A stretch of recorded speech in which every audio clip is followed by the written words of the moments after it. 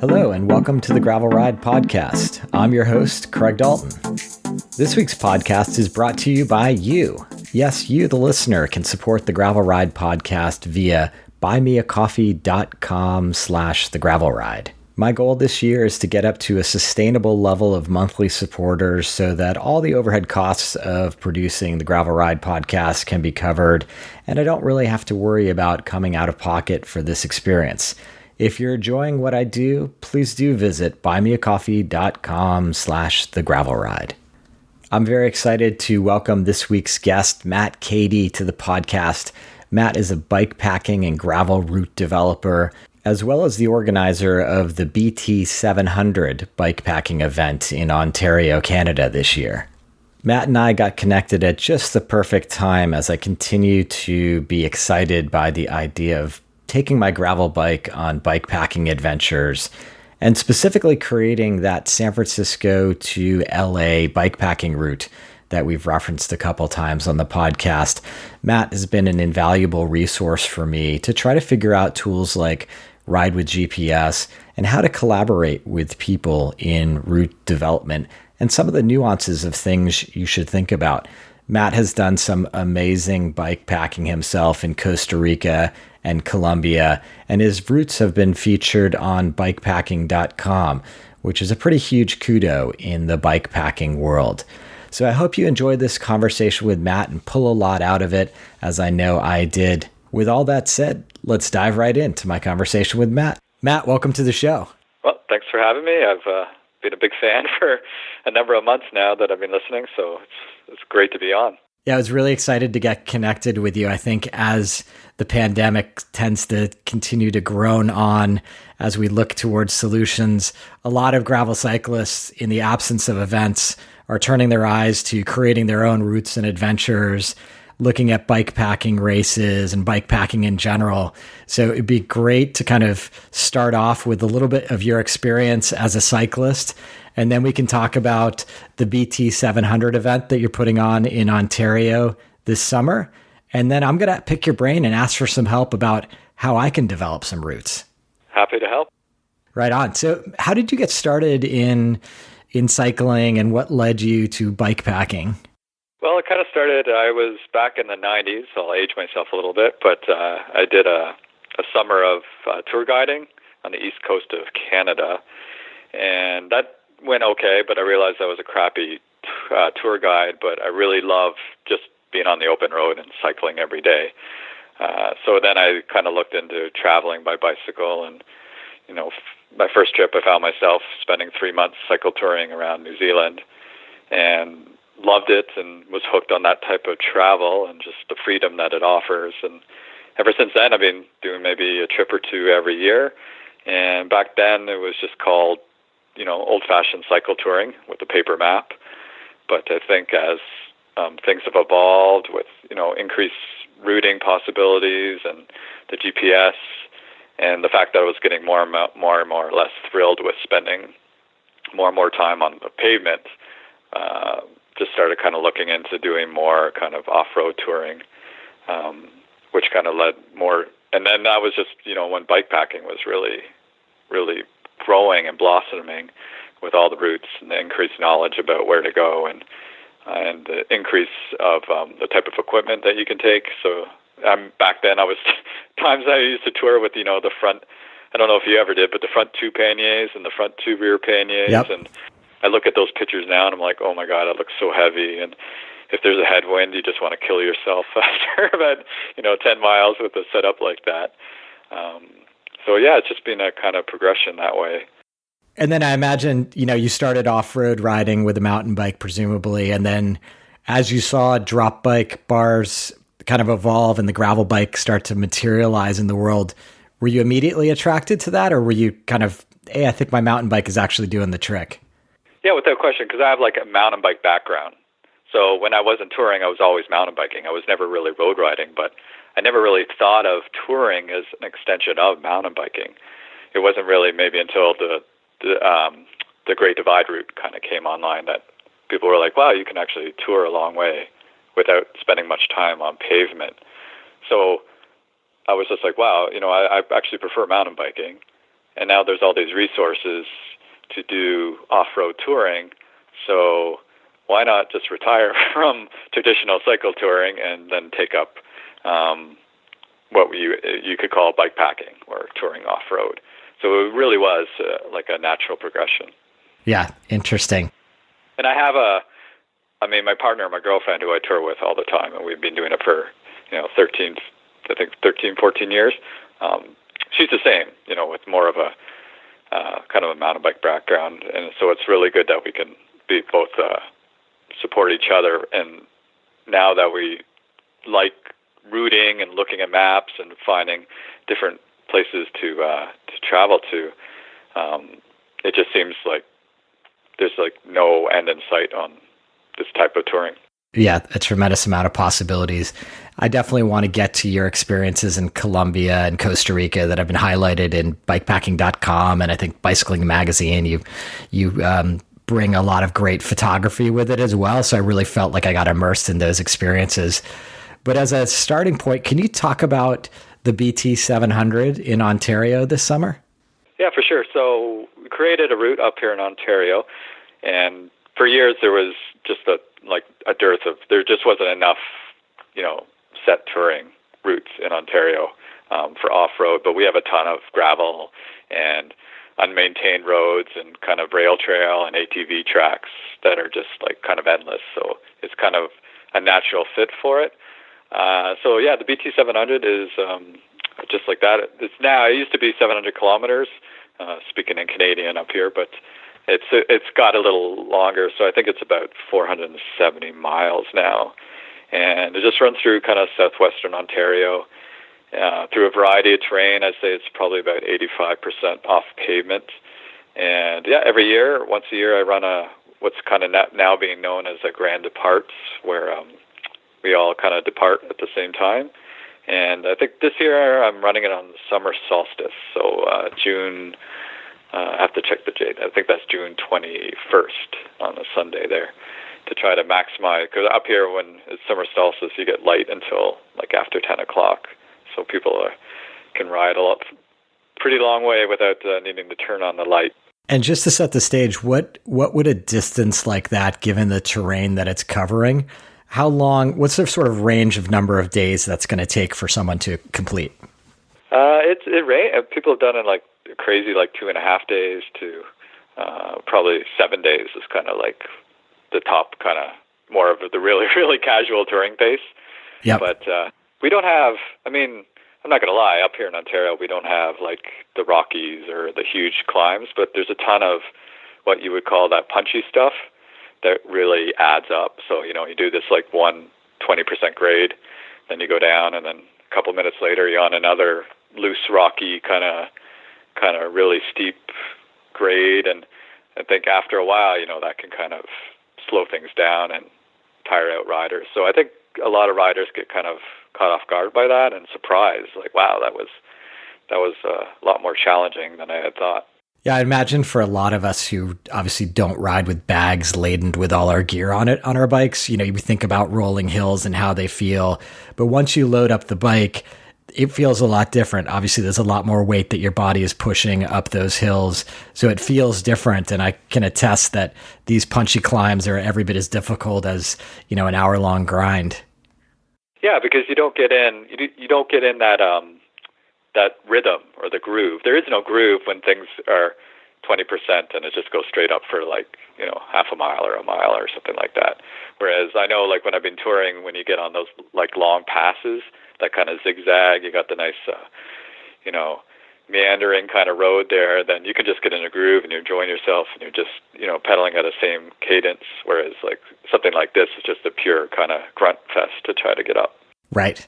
Now, I've never personally participated in an event like this.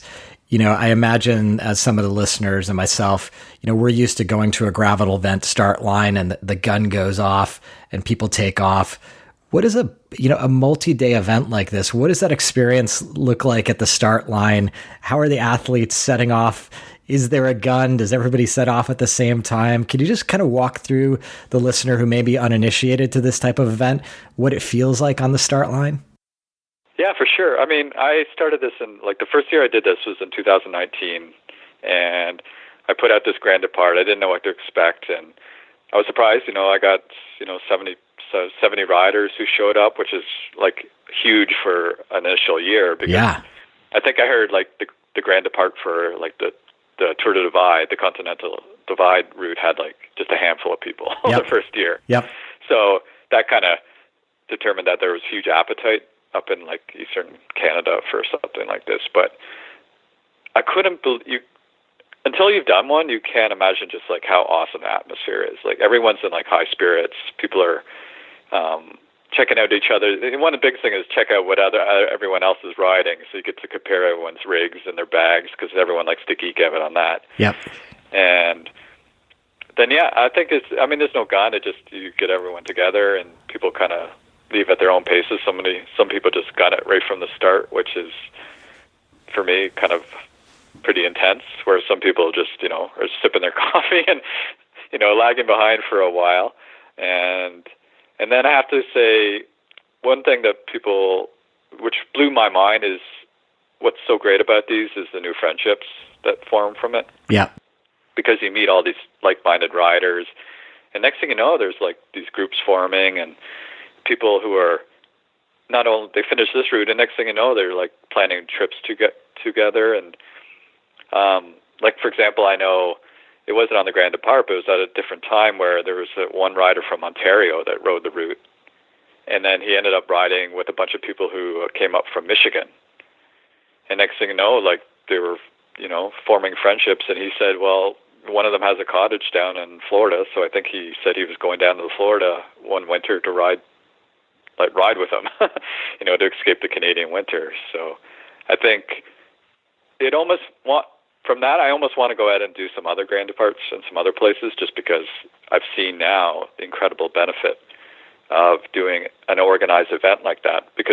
And I should mention the other one is getting motivation to finish it. Because I've had a lot of riders tell me if they just went out there on their own, because the route's maybe harder than they think, they probably wouldn't have finished. Yep. But having a bunch of riders out there at one time is kind of motivating. You see, some other people are struggling as well. Yeah, absolutely. I imagine, the parallel I can draw is I've done 9-day-long off-road stage races, and you just discovered after a few days that you were riding around the same people because your talent level and skill and performance kind of matched one another, and that may not have been my teammates. So you ended up linking up with people that you were spending hours a day with. So you form those bonds and friendships over that period of time and that shared experience, which is completely amazing. Yeah, and it's, again, I think maybe one of the biggest perks to doing something like this. And I should mention that I run this event not as a race. It's more like just a kind of a group gathering of riders. Some people like to race. They have time goals, and that's awesome. And some people just are doing it as a tour. But, people can do anything they want on the route. I know there's some races around the world and stuff where you can't help someone else with like a tool or something like that. Yeah. But here it's like, do whatever you want. If you want your partner to follow you around with a sag wagon, I'm like, go for it. Doesn't bother me at all. So it's really flexible that way. Nice. I was going to ask you that. Yeah, for sure. Because the other thing that you alluded to, which I think for me would be super important, is just the idea that there's other people out there on the route at the same time. So if I was camping or I felt alone at any one point, presumably I'm going to connect with others and just feel a little bit safer about pushing my personal boundaries as someone who's inexperienced staying out there for, that period of time. Yeah, I agree. I mean, if you're a first-time bikepacker and you're going out for a more challenging route such as this, and there's a bunch of other challenging routes, maybe the high country one in Arkansas, and just doing it out on your own, I think you might find it more challenging than if you actually joined one of like the set departures and you had to be able to draw on the energy and the experience of some other riders that are doing it at the same time. Yeah, that's super cool. And it sounds like sort of anything goes as far as camping. Is it all wilderness such that you definitely have to be sleeping out, or are there inns or towns that you go through with hotels that people stay in? No, you definitely could do it like credit card. Okay. There's enough. I mean, you might have to push the pace a bit times just to get to a place you wanted to, because camping, obviously allows you a lot more freedom just to stop when you like to. Right. And then this route has a lot of places where, kind of, I guess they call it guerrilla camping. Yep. Take place, leave no trace type of practice. But no, a lot of people do go out there and they just book their hotels and motels and B&Bs. And there's also some for the camping more. I've set up just some locals along the route that have kind of opened their properties, which adds an element to the community of the whole thing. Yeah, absolutely. Yeah, I think my longest bikepacking trip was 5 days, and in the middle we happened to hit a town, and it was just nice to spend a night in a bed and take a shower. Yeah, I'm not opposed to. Man, if you've been in a tent a long time, sometimes that bed could be the best sleep of your life. Yeah, exactly. So then with an event like this, obviously you've got a predefined loop that you're hitting. When you complete the loop, is it just something that exists digitally, or is there a shared experience at the end? No, I haven't been able to really, because it's so spread out when people finish. It's kind of one of the things that it could be a pretty lonely finish if you finish in the town in the middle of the night or something. Yeah. But it's just because people are coming from different places, and it's pretty spread out. It's hard to have that kind of, the post kind of ride kind of gathering. Yep. I try to have one at the start of it, but at the end it's a little more challenging. I know some events have a better ability to do that because it's more kind of, people are kind of finishing more closely together, or it's overseas and people, aren't booked to leave until like a set date. Right. So it's probably easier. No, but the overall construct of what you've put together here, I think, is a great model, because you can put something out there, you can build the routes, you can entice the community, but you don't have all that overhead of, thinking you need to have a follow car and a finish line party and all those logistical things that can be quite challenging. And frankly, in the age of COVID, some of those things might be entirely ill-advised. Yeah, and I have it clearly on the website where you are totally, there's no rules. I'm just like the guy that can help you out, but there's no insurance.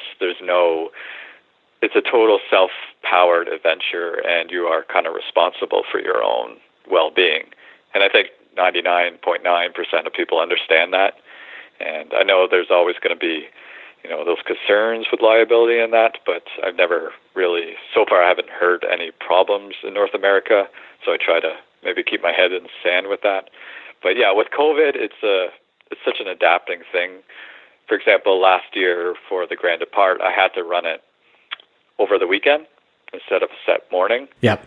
Because there was a group gathering limit, so I couldn't have 100 riders. I had 150 riders signed up last year, which was just insane. I couldn't, it was going to be awesome, but unfortunately I had to really kind of spread it a little more out.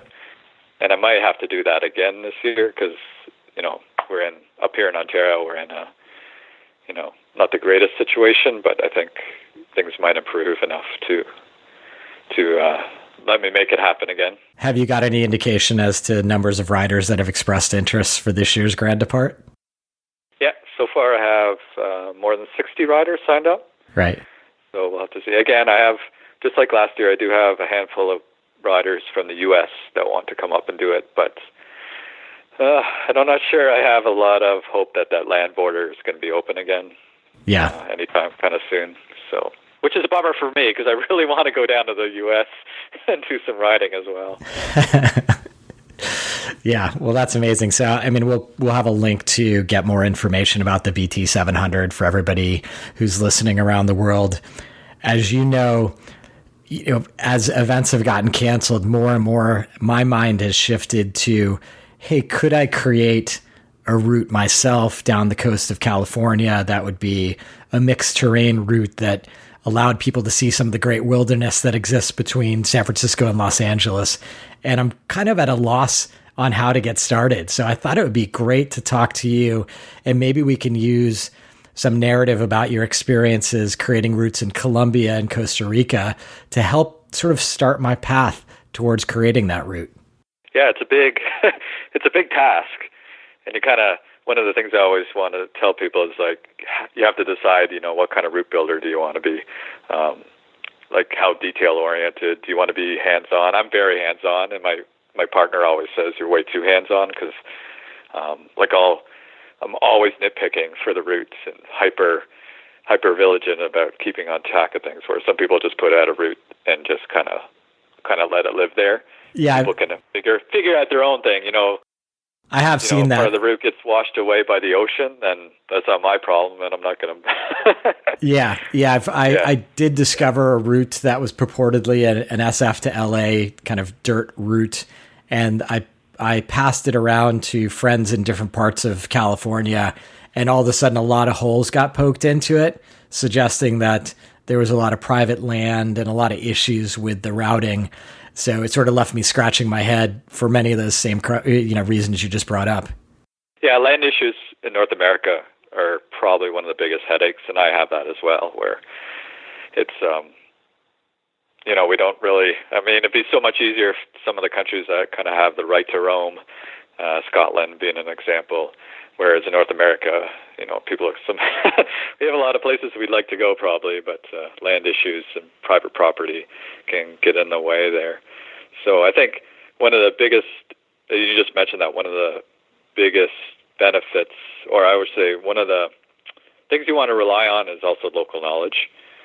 So trying to get people who live in the areas and know an area probably maybe better than what you would know. And that's usually what I kind of use as a starting point. One of the challenges I've been seeing is it's difficult to gauge for me how much ground I can cover off-road in some of these sections. So I've ridden from San Francisco to Los Angeles on the pavement down Highway 1 on multiple occasions, and I have a good gauge of how far south I can get in any one day.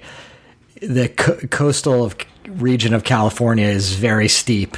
So a lot of times, if you're taking a dirt detour, one, you're now moving west to east and not making southerly progress. And two, you're adding a lot of climbing into the mix. So I'm trying to balance this notion of southerly progress, good sections of dirt, not minding an absolute geographic detour on occasion, but still making it so that we can get south in a reasonable amount of time. Yeah, and you make a good point. I don't shy away from wandering on the routes I make, because sometimes wandering is what gets you to some of the more interesting spots. So, especially with bikepacking, it doesn't need to be A to B quickly.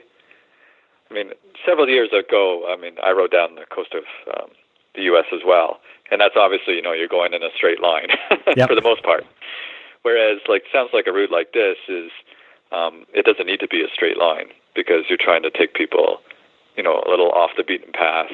And I think a lot of riders will understand that as long as you're, you express that and you're honest with that. You say, listen, this isn't meant to be the fastest thing you're going to ever ride, but it's also meant to take you to places that I think are the most interesting. Yeah, and that's the thing. I've been trying to think about it maybe in three-day sections. And bikepacking.com and a number of friends of mine have done a traverse of the San Francisco Peninsula, which is kind of the coastal range, above Half Moon Bay, et cetera. So I think there's a good route through there. And then I'm imagining through Monterey and a bit of Carmel, there could be some Highway 1 riding, which is so beautiful as a road to ride on, that I think that's okay to kind of spend some hours on the road. And then I'm a little bit less clear in the Big Sur area. And unfortunately, I just got word last week that the torrential rainstorms has actually destroyed a section of Highway 1 south of Big Sur. So it's sort of unknown what's even going to happen with that section. And so that would be the middle section around Big Sur, and then the final section kind of Santa Barbara to whatever part of Los Angeles it makes sense to end in. Yeah, and you mentioned the road part. If it's a beautiful road stretch and, it's fairly safe, and if that's more beautiful and nice than just, slogging through dirt on and it's a lot hotter inland or something, then I wouldn't stress about something like that. It's about the total experience. And some people have these kind of like, well, it's got to be 100% gravel, which is just not true, or dirt like that. And yeah. The only thing I will mention that, please, one thing that kind of drives us a bit crazy is when we see a route and it's one way, and how does that impact? Like, this sounds pretty awesome. This, for example, this might be something I would love to do, but I'm a tourist. I'm coming from far away, and you've given me a one-way route. So at least, as a route builder, you should probably toss the user a bone and say, okay, this is how you could get back to the start point. And here's the rub on that. California, the coastline, you've always got a wind that is blowing from the south, from the north to the south. Yeah, it's predominant wind for sure. You never want to ride up the coast, right? Exactly. But one of my trips down the coast on a road bike, we saw some people slogging away the other way to the north, and I felt so bad for them because it's just an incredible amount of effort. But it's absolutely a great point. I think for me, having a home in Northern California and family in Southern California, like, I haven't really been thinking too much about the return trip. But it could also be just telling people how using public transportation. Yep. Yeah. Because I've looked on some routes on bikepacking.com. I shouldn't call them out, but there was one. It goes from the north of Vermont to the south, but the entire route description didn't even mention once how you would even get back. Yeah. No, so exactly. I've got a friend, and I've sort of been tantalized by the Trans NorCal route, and I've always sort of scratched my head of how the heck would I get up there and how would I get home? Yeah. So try to think the route is not just for, local Californians, right? Yeah. So we talked about the importance of collaborating with locals to get local knowledge and insights as to different trails and roads to be hitting. Are there tools like Ride with GPS or something that you've used in the past that allow people to easily collaborate? My struggle is often, I might find a route or a section that I'll post up, and I might get some input from someone, but in my basic skills, I feel like I have to redraw the entire route rather than just kind of replacing a section. Okay, so you make a good point. I would, first of all, highly recommend using Ride with GPS, because their route building tools are way better than, let's say, Strava's, to call it Strava. Yep. They're okay for kind of, looking at other people's rides and things, but I would never, I would never build routes using Agreed. Strava. Yep. Because Ride with GPS, you can switch between maps. And you mentioned the editing. Like, the editing tools in Ride with GPS are so powerful. You can just make changes so easily. And, you could just switch a little bit of a route. You cut and paste something out.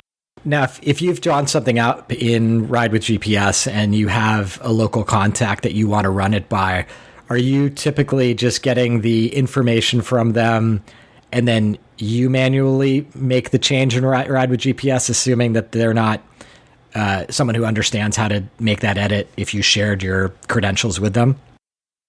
Yes, correct. I'll do all the editing in there, because it's so quick with Ride with GPS, and they have a lot of online tools like tutorials, and they also have. It blows my mind just how incredible their customer support is. Every question I've ever asked is answered within a day or two.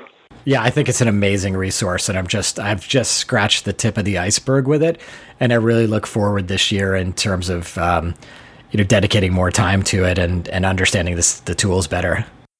Yeah, and one of the greatest tools is you can put all those points of interest. Yep. If you looked at my routes, they're littered with them just because it's so easy to do.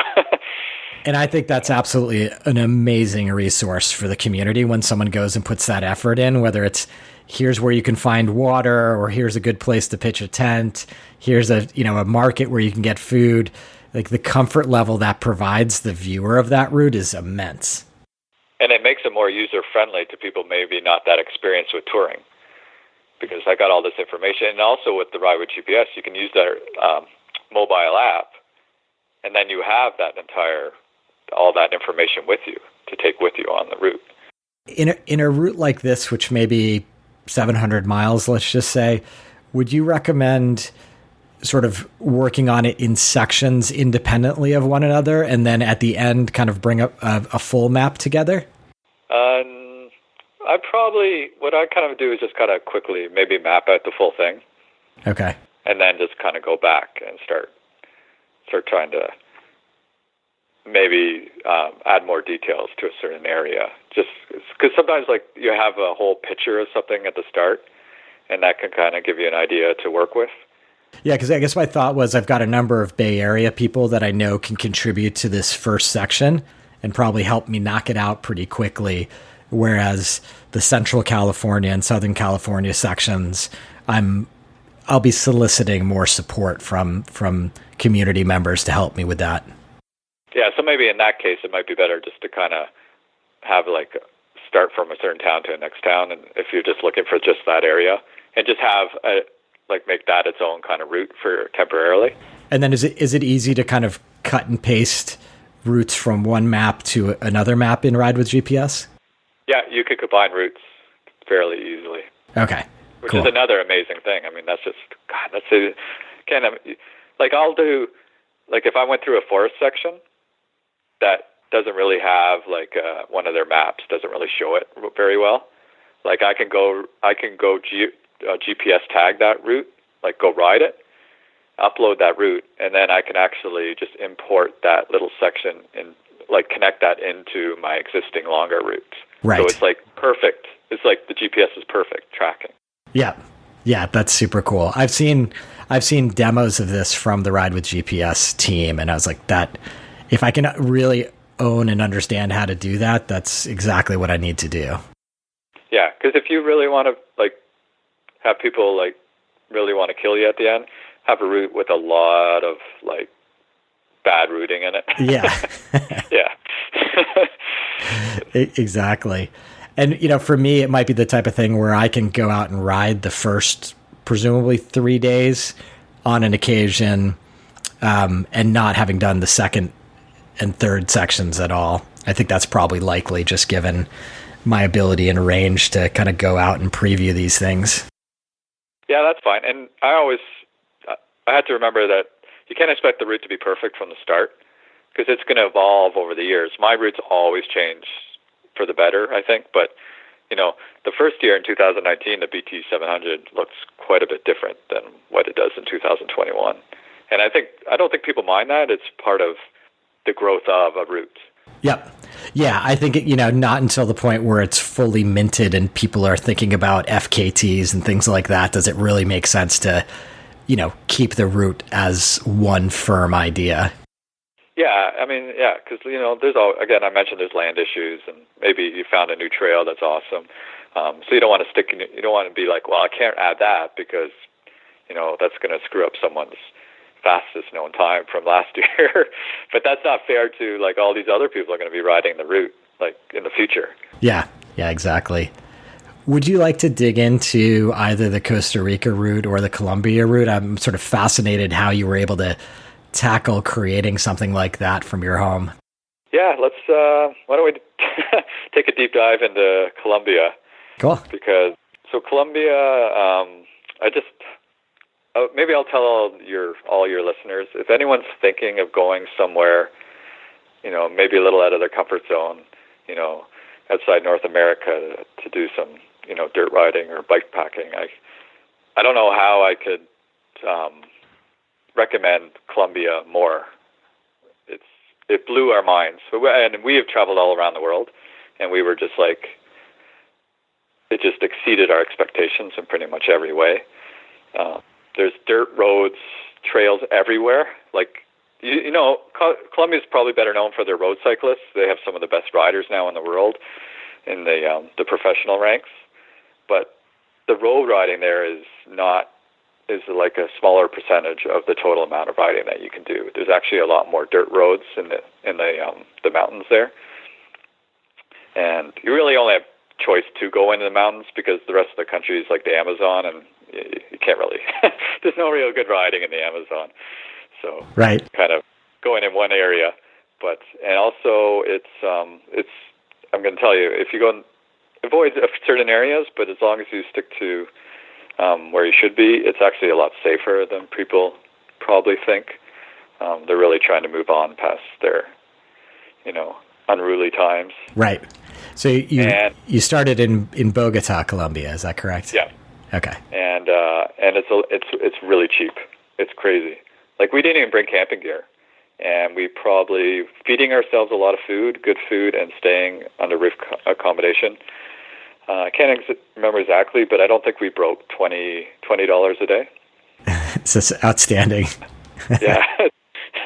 Yeah, it's crazy. So, and I mean, you need to definitely like to climb, because the route that we came up with is, I think, 1,400 kilometers, which I'm not positive how many miles that is, but it was 115,000 feet of climbing. Right. So up, vertical. Up. Yeah. But this was a really good, to focus on what we're talking about, route building. This is another great activity of route building, because it really forced me to kind of, tap into some people in Colombia when I could, through internet searches, really use all of the maps that are on Ride with GPS to help find stuff. And I was actually surprised so many of those little dirt roads where you could use the the Street View. That's crazy.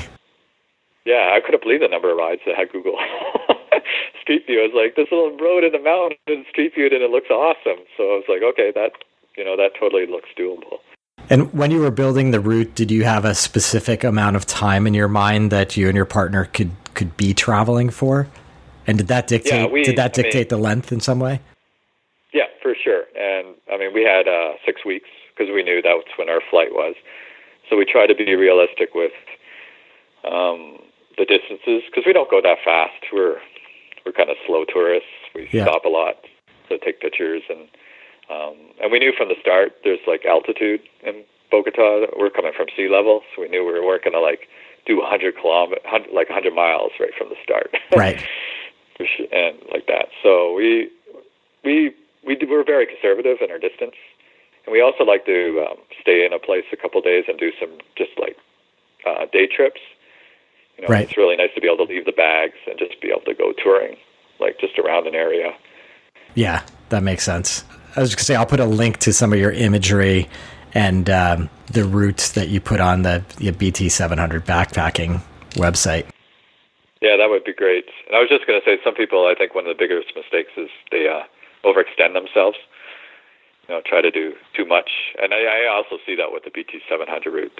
They try to do more than probably what is advisable, and then that can really kind of ruin a trip and add an extra layer of stress. Yeah, I think that's a big thing for those of us who mostly ride without bags on the bike, to kind of translate in our mind. Well, okay, if I put it, if I had it all day and it was a huge day, yeah, I could ride 100 miles, but add 30 pounds of bags or whatever it adds up to, it's a totally different equation. And thinking again about, you want to be getting up the next day and the next day and the next day and keeping your bike and body healthy. You definitely have to ratchet it back when you're going after these type of experiences. Yeah, and also add that another layer to that is, if you're traveling to a different country, do you want to actually experience more of the culture and the environment? Yep. Because you may never go back there. I could go around and do the BT 700 as fast as I wanted, because I could leave right from my front door anytime. Yeah. But we may not go back to Colombia. So why not stop and enjoy the cafes and the people and stop and watch all the incredible bird life that they have there. So some people need to remember that as well, what you're actually trying to get out of a route and a destination. Yeah, absolutely. Well, it's been both inspirational and informative, this conversation, for me, and I hope it has been for the listener as well. Is there any other takeaways that you'd want to put out there about how to create routes, or any of your other experiences that you wanted to share before we go? I think everyone who bike packs, maybe, or after a while, should actually maybe try creating their own route at some point, because I think that adds to an appreciation of how that's done. And I think you may have noticed, I always like to say, a lot of the press gets, of the ultra racers get a lot of the press, but sometimes I think the true marathoners are the ones who develop the routes, because it takes like if you're really passionate about it, it can take a major amount of work, and also the uptake with that. So I think it's a great, education for people to just try this and see how that goes, and you can then appreciate what goes into other routes. Yeah, I agree. It's such a valuable resource. I was speaking to some people this morning about this, and when you put something out there, and particularly if you add, annotations to it that say where things are, or what the experience looks like, it is just so valuable for other cyclists who have that spirit of adventure to be able to drop into a country and have a route that maybe they've gotten from a friend or from the internet, and to be able to go out there and have an adventure and do it safely. I think these things are so powerful and so critically important for the off-road cyclist, because I find, road riding, it was a lot easier to kind of figure things out. It's save the cars running you over. It's safe, it's well mapped. But a lot of the off-road experiences, it can be so varied, the type of dirt, the terrain, the traction that come into play. So having local knowledge and have people who are going out there to pioneer these things is just so amazing. Yeah, and I think a lot of bikepackers are pretty understandable when things don't go right or just reroutes are needed, because as a route developer, there's only so much you can control. And I think with bikepacking, there's inevitably more unknown than maybe with just, if I plotted a route down the west coast of the U.S., it's pretty predictable, but there's just so much more kind of things that can go, could kind of go haywire when you're really trying to take people into the backcountry. Yeah, absolutely. I don't know. I was always worried about that, but I've never had any hate mail. They're like, I couldn't. For example, I'll just do a quick example. I just found out there's a major closure on the route that we developed in Costa Rica, and it's, a couple of people have come across it and they've had to do a major backtrack, but they didn't blame me for that. It's like, you can't really control that. So, I would always remind people to try to go in with an open mind. If, somebody's tried as hard as possible to give you a good experience and a good route, but you can't expect it to be 100%. Yeah, that's a good point. Flawless. Exactly. Life and nature are fluid and always changing. Part of the adventure. Exactly. Well, Matt, thank you so much for all the time. I really appreciated it and enjoyed the conversation. Oh, that was great. Thanks for having me on and spreading the good gospel of route building. Big thanks to Matt for joining the conversation this week. I hope you learned as much as I did during the conversation. I really love the format of these bikepacking events, as Matt was describing with the BT 700. And I have to say, definitely visit some of the links in the show notes to see some pictures and the narrative of his adventures in Colombia and Costa Rica. He really did a great job of documenting the trip and providing a ton of inspiration for would-be bikepackers to visit those two great countries. I don't know about you, but I remain stoked to try to figure out some bikepacking trips for myself and figure out all these great route planning tools like Ride with GPS. We've recently started using Ride with GPS for the Ridership community. So any of our members that join our club over on Ride with GPS will get some enhanced features for free. So yet another benefit of joining the Ridership. Speaking of the Ridership, if you have any feedback for this week's episode, please hit us up there. www.theridership.com is where you can enter the community. We've got a bikepacking channel, which I'm sure will be rife with comments about this particular interview, and I look forward to hearing from you. So until next time, here's to finding some dirt under your wheels.